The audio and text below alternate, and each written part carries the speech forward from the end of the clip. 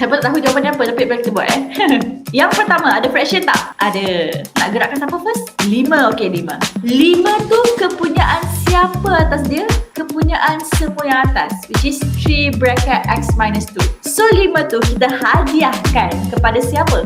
Selain atas dia, 1 and also 6. So 3 bracket x minus 2 equals, plus 1 times 5, 5 equals to 6 times 5, 30. Dah settle fraction.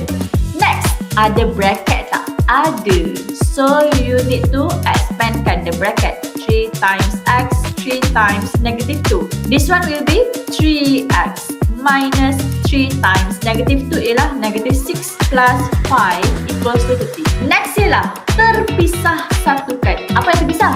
Yang ada x dengan ada x. Yang tak ada x dengan tak ada x.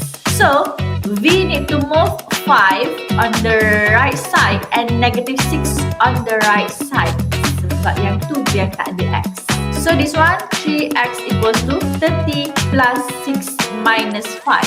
30 plus 6 will be 36 minus 5, you will get 31. So 3x equals to 31. Alah, buruk dah pula saya punya nombor sini. Tapi tak apalah, lain lah. So x equals to 31 bahagi 3. 10.33 ataupun 31/3.